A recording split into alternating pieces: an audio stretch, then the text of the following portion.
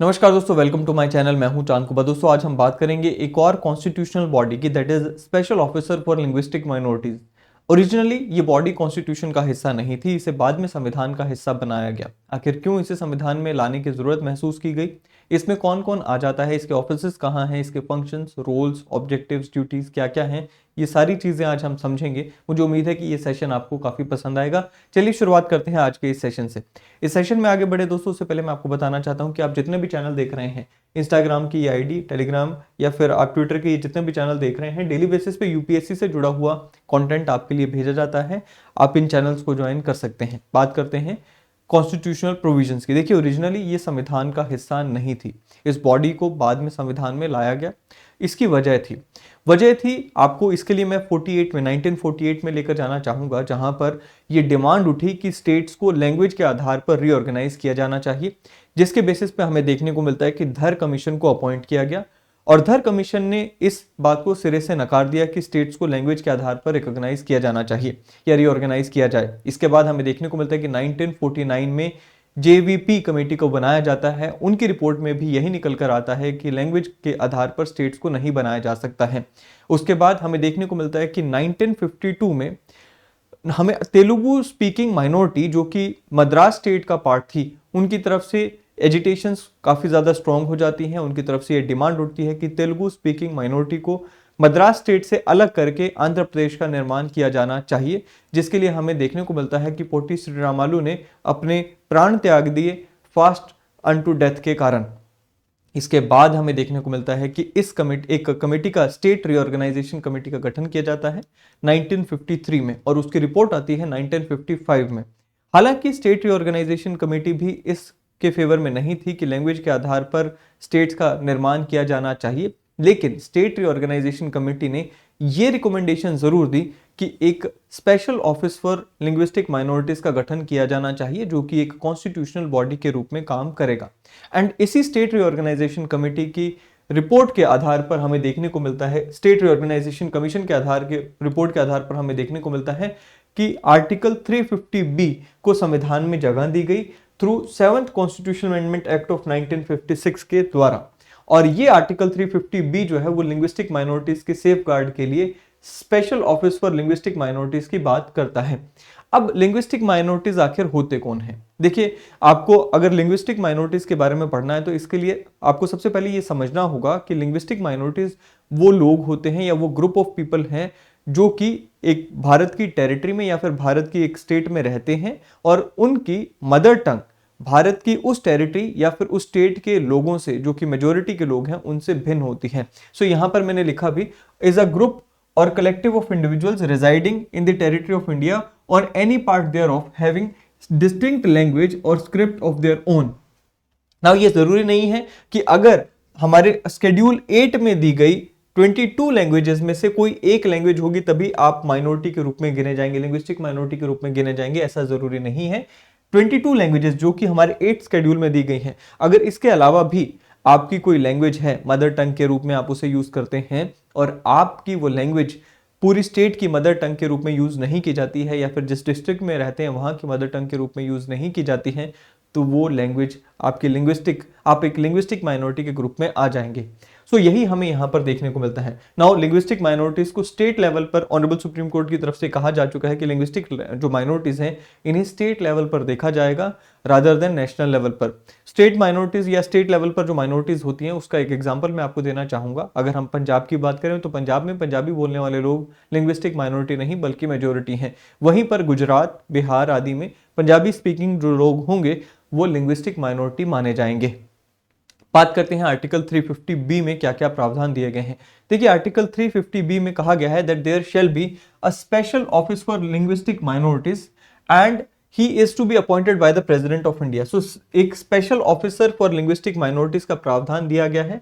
इस ऑफिसर को commissioner for linguistic minorities की यानी कि CLM की डेजिग्नेशन दी जाती है और आज की डेट में ये शब्द का इस्तेमाल ज्यादा नहीं देखने को मिलता है। हमें ये सब शब्द that is CLM, that is commissioner for linguistic minorities का इस्तेमाल देखने को मिलता है। नाउ कहते हैं जी ये जो CLM है that is commissioner for linguistic minorities है, इनकी ये ड्यूटी होगी दैट इज कि ये इन्वेस्टिगेट करेंगे ऑल सच मैटर्स को कि जहां पर लिंग्विस्टिक माइनॉरिटीज के अधिकार उन्हें दिए गए हैं, क्या वो अधिकार धरातल पर उन्हें मिल भी रहे हैं या फिर नहीं मिल रहे हैं। यहां पर यह कहा गया है कि कोई भी qualification, tenure, salary, alliance etcetera linguistic minorities के सीएलएम की नहीं दी गई है कॉन्स्टिट्यूशन में। वहीं पे मैं आपको अगर बात करूं इनके ऑफिस की, देखिए 1957 में कमिश्नर फॉर लिंग्विस्टिक माइनॉरिटीज का जो ऑफिस है वो न्यू दिल्ली में बनाया गया था। उसके कुछ समय बाद उसे इलाहाबाद में शिफ्ट कर दिया गया था। और हमें मोस्टली जगह पर यही पढ़ने को मिलता है कि कमिश्नर फॉर लिंग्विस्टिक माइनॉरिटीज का जो ऑफिस है वो इलाहाबाद में है, लेकिन ऐसा नहीं है। 2015 में इसे वापस दिल्ली में शिफ्ट किया जा चुका है। तो अगर आपसे कहीं पूछा जाता है तो आप इसको यहाँ पे याद रखिएगा कि लिंग्विस्टिक माइनॉरिटीज का जो कमिश्नर है उनका ऑफिस अभी दिल्ली में बिलोंग करता है।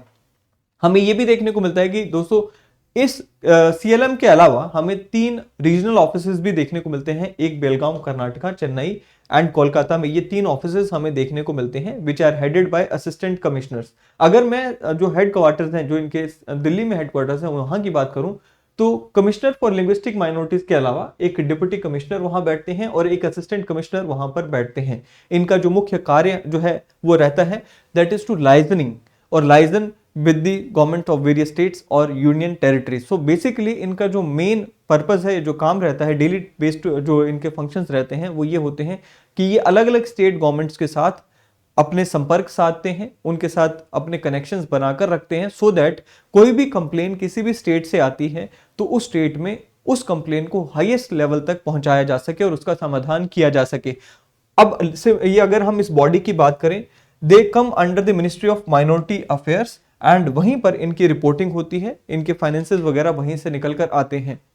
बात करते हैं मिशन स्टेटमेंट की। देखिए अगर आप सीएलएम की वेबसाइट पे जाएंगे, कमिश्नर फॉर लिंग्विस्टिक माइनॉरिटीज की वेबसाइट पे जाएंगे तो उनमें एक मिशन स्टेटमेंट भी दी गई है और कहा गया है कि to ensure that all the states and UTs effectively implement the constitutional safeguard and nationally agreed scheme for the safeguard for various linguistic minorities for providing them equal opportunities for inclusive development. So basically जो safeguards चाहे वो constitution में दिए गए हैं या फिर किसी कानून में दिए गए हैं या फिर हमें देखने को मिलता है कि कोई स्कीम में दिए गए हैं, वो सेफगार्ड्स इंप्लीमेंट हों, ये इनकी मिशन स्टेटमेंट है। अगर कॉन्स्टिट्यूशन की बात करें, आर्टिकल 29, आर्टिकल 30 जो है वो इसी तर्ज पर हमें देखने को मिलता है कि अधिकार दे रहा है।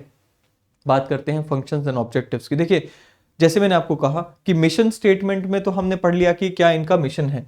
फंक्शंस में एंड ऑब्जेक्टिव्स में क्या आ जाता है? सबसे पहला है to submit the honourable president of India a report as mandated under article 350B clause 2 on the status of implementation of constitutional and legal safeguard for the linguistic minority. So हमने देखा national commission for scheduled caste, scheduled tribe and backward classes के cases में तीनों commissions की हमने ये functioning देखी थी कि वो एक रिपोर्ट प्रेसिडेंट ऑफ इंडिया के पास भेजते हैं। उस रिपोर्ट को फर्दर पार्लियामेंट के सामने टेबल किया जाता है प्रेसिडेंट के द्वारा। साथ ही में अगर वो रिपोर्ट, यहां पर भी हमें ऐसा ही देखना मिलता है कि अगर वो रिपोर्ट किसी एक पर्टिकुलर स्टेट से पर्टेन करती है, एक पर्टिकुलर स्टेट का इशू उठाती है, तो उस रिपोर्ट को उस पर्टिकुलर स्टेट गवर्नमेंट के सामने भी भेजा जाता है प्रेसिडेंट के द्वारा। सो ये एक फंक्शन हो गया इनका। दूसरा क्या है? To provide equal opportunities to linguistic minorities for inclusive development and national integration. तीसरा जो सबसे इंपॉर्टेंट फंक्शन है वो है to spread awareness about the rights available to the linguistic minorities, यानी कि लिंग्विस्टिक माइनॉरिटीज के पास अलग अलग स्कीम्स के तहत, अलग अलग कानूनों के तहत एंड संविधान में जो जो राइट्स उन्हें मिले हुए हैं वो उन तक पहुंचे, इसकी अवेयरनेस उनको पहुंचाना, ये इनका एक ऑब्जेक्टिव एंड फंक्शन माना जाता है।